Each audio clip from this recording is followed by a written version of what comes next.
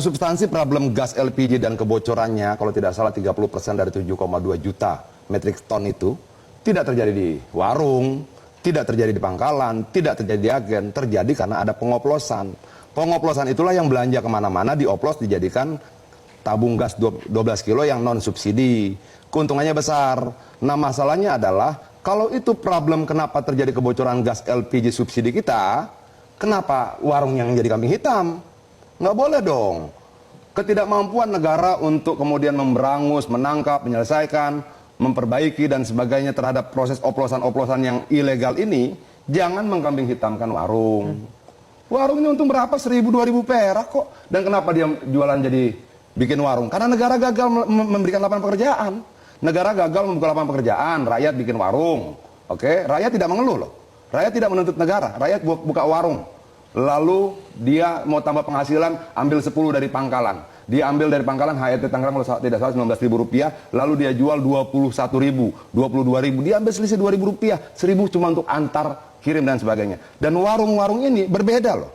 Warung ini bisa ditelepon di WhatsApp dari rumah, Pak gas saya habis, dia datang. Bukan cuma datang, nyambungin gasnya. Ibu-ibu tuh kadang-kadang suka takut nyambungin gasnya. Ini warung bisa memberikan servis ekstra, masangin gasnya ke kompor. Lebih menarik lagi, saya tanya kenapa ibu tidak beli ke pangkalan? Di pangkalan nggak bisa ngutang pak, di warung bisa. Sama seperti kita ngutang beras, kita ngutang minyak, di warung tetangganya bisa. Dia bisa pak, saya utang dulu pak 1 tabung, kenapa? 1 tabung kan tuh 7 hari rata-rata penggunaan keluarga. Oke. Nanti hari ke-7 hari Sabtu, suami saya baru gajian, baru saya bayar. Boleh. Jadi kalau warung harus berubah jadi sup pangkalan gimana tuh, Bang Adian? Kan warung sekarang harus berubah menjadi sup pangkalan. Itu cuma ganti nama, ya warung aja. Tapi tepat tidak secara substansi, warung harus ditertibkan berubah jadi sup pangkalan. Ketika kemudian diatur sedemikian rupa, akan ada beban baru buat warung. Beban buat pangkalan apa? Harus memiliki tabung sendiri 50 sampai 100 tabung. Harga 1 tabung kita anggap 160.000, dikali aja.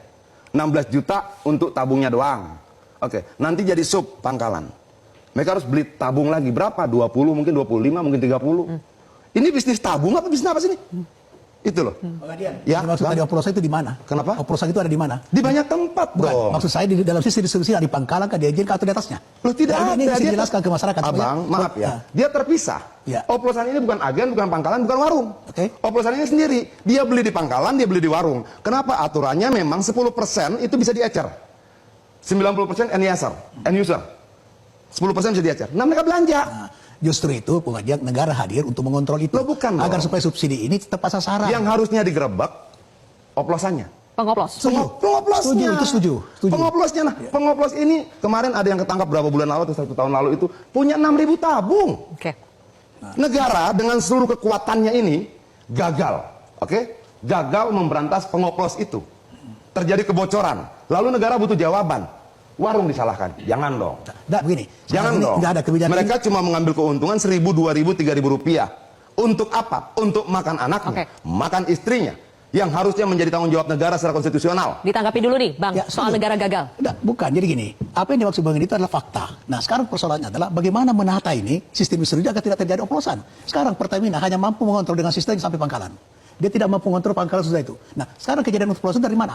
Dari pangkalan ngambil termasuk tadi baru dioplos. Nah, ini yang sekarang mau dikontrol oleh negara agar supaya tidak terjadi oplosan, subsidi bisa kepada yang menerima manfaat. Kemudian agent ini yang sekarang ini itu bukan di warung-warung itu kalau kita ada. berbicara, maaf ya Bang ya, kalau kita berbicara tentang negara, maka pertanggungjawaban agar tidak terjadi pengoplosan tidak cuma Pertamina. Tidak cuma Kementerian SDM, tidak cuma Inspektorat, ada kepolisian di situ, ada kejaksaan di situ, ada TNI bisa ikut membantu memberikan informasi. Bahkan jika dibutuhkan, seluruh PNS bisa diberikan tugas untuk mengawasi itu. Ratusan ribu orang, Bang.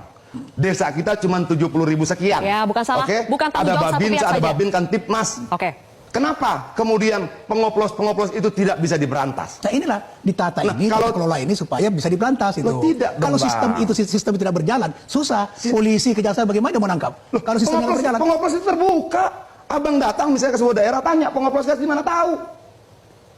Nggak segampang itu, Bang. Menurut saya tidak semudah itu juga, Bang. Tidak semudah itu. Sudahlah, Bang. Problem Republik ini tidak cuma terhadap LPG subsidi, tidak. Untuk solar subsidi. Itu masalah. Oke. Ekspor nikel. Itu kalau ekspor nikel itu, Bang, segede pulau itu jalan. Dan negara bilang, saya tidak lihat, saya tidak tahu. Sudahlah.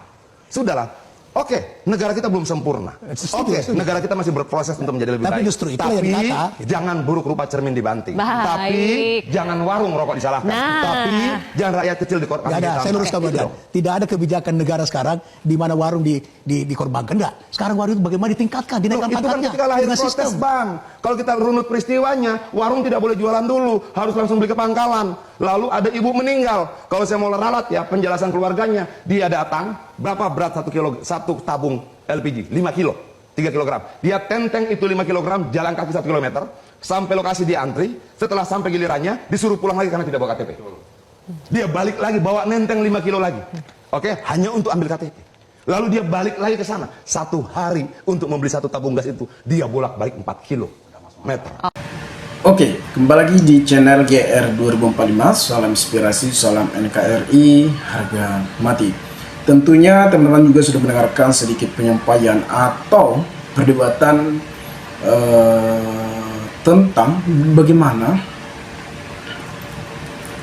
Oke, kembali lagi di channel GR 2045. Salam inspirasi, salam NKRI, harga mati.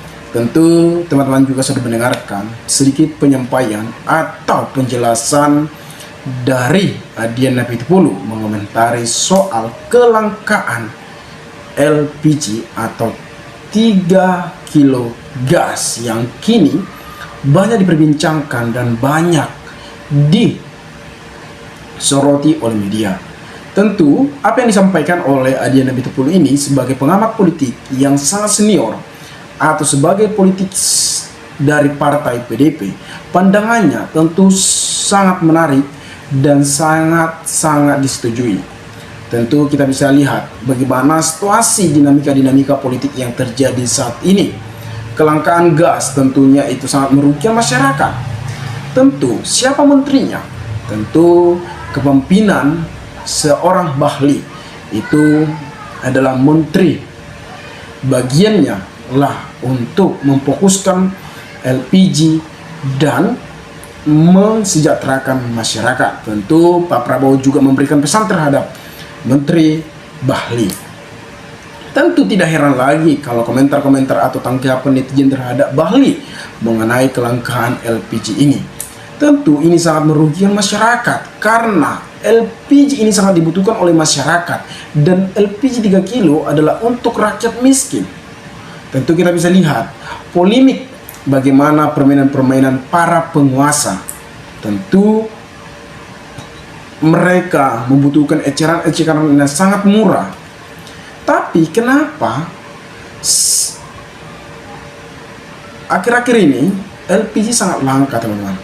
Jadi ya, ini kembali lagi kepada teman-teman bagaimana tanggapan teman-teman mengenai kelangkaan LPG atau permainan-permainan politik yang terjadi di sana.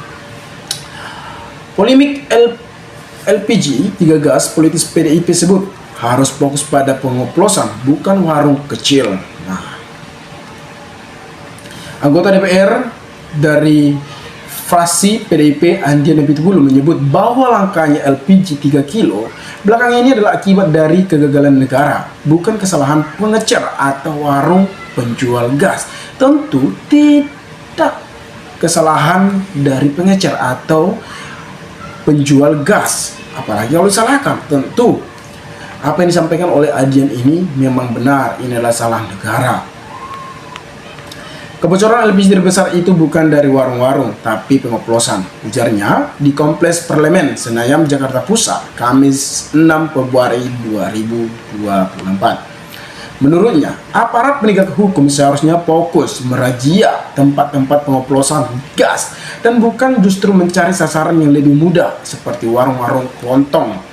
Jangan dong negara gagal merazia tempat-tempat oplosan lalu mencari yang paling gampang dan tidak mungkin melawan dengan merazia warung-warung kelontong, warung-warung Madura. Kalau menurut saya begitu tegasnya. Politis PDIP ini juga menambahkan pemerintahan salah satu sasaran membatas distribusi gas. Subsidi sasarannya membatasi distribusi gas subsidi di warung kecil yang dekat dengan masyarakat.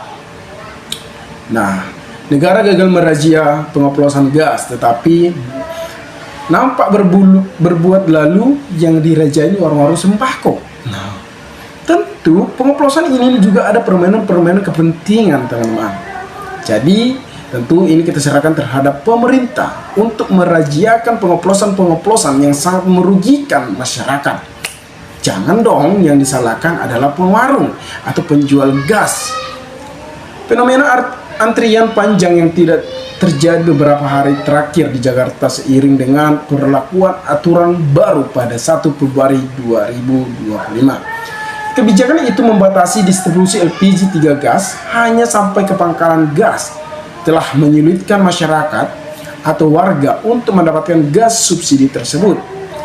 Sebagai tanggapan terhadap kegaduhan yang ditimbulkan, Presiden Republik Prabowo Subianto kemudian mengumumkan bahwa dirinya telah memerintah Menteri Energi dan Sumber Daya untuk kembali memperbolehkan pengeceran jual LPG 3 kilo tersebut. Jadi, Pak Prabowo juga sudah memerintahkan menterinya untuk membiarkan penjual-penjualan warung atau kelontongan-kelontongan agar masyarakat tidak sengsara untuk mendapatkan gas LPG atau subsidi. Jadi, kita juga sebagai masyarakat juga berhak untuk mendapatkan gas LPG subsidi tersebut. Teman-teman, kita bisa lihat bagaimana situasi politik terjadi saat ini. Tentu ada beberapa kepentingan pribadi, bukan hanya kepentingan masyarakat lagi. Tapi ya inilah artinya adanya kekuasaan. Nah, teman-teman, mungkin sekian video ini. Jika ada pertanyaan atau tanggapan dari teman-teman, maka berikanlah tanggapan teman kolom komentar agar kita bisa saling tukar pikiran satu antara lain. Salam inspirasi, salam NKRI, GR 2045 melaporkan.